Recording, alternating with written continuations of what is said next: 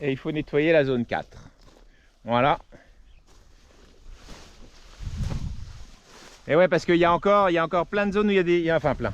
Il y a encore des belles zones avec des oignons verts.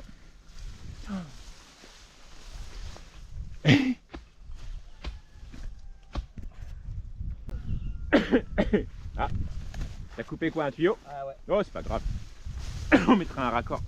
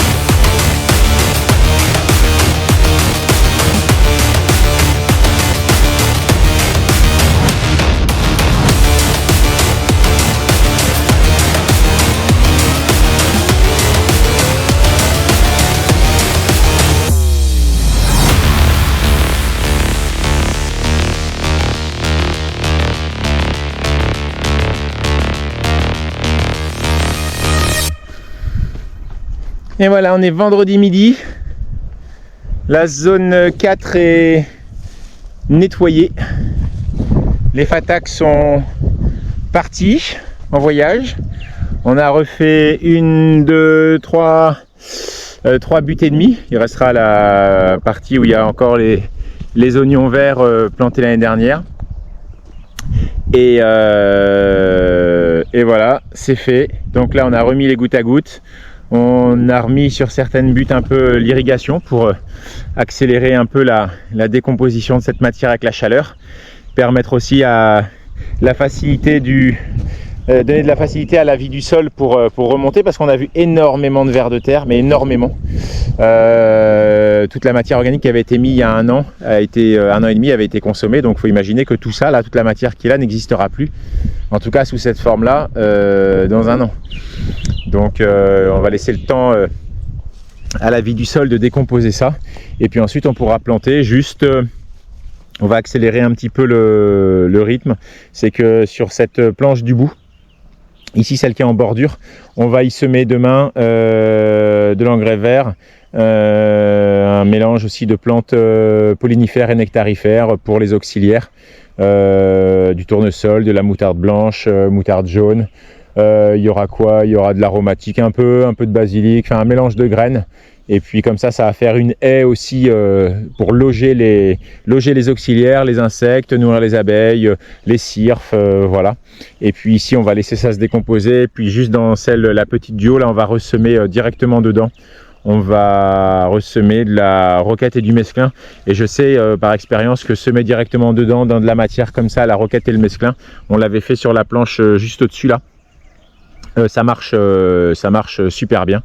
Et la planche en ce moment qu'on a en zone 5 où on récolte du mesclin et de la roquette, elle arrive en bout de course, c'est-à-dire qu'on est sur la 3e, 4e coupe de la roquette et du mesclin. Donc voilà, il faut anticiper.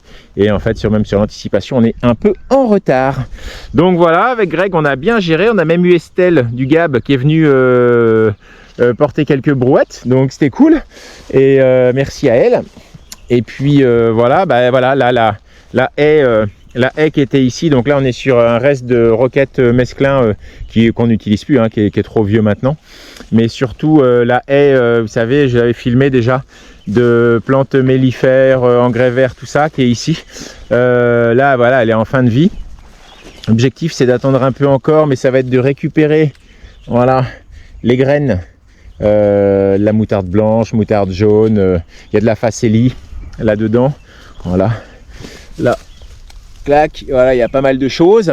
Il y a aussi des tournesols, donc il va falloir qu'on récupère quand ça sera sec ici les graines de tournesol. Hop. Et puis pour aussi augmenter nos semences et puis ressemer derrière.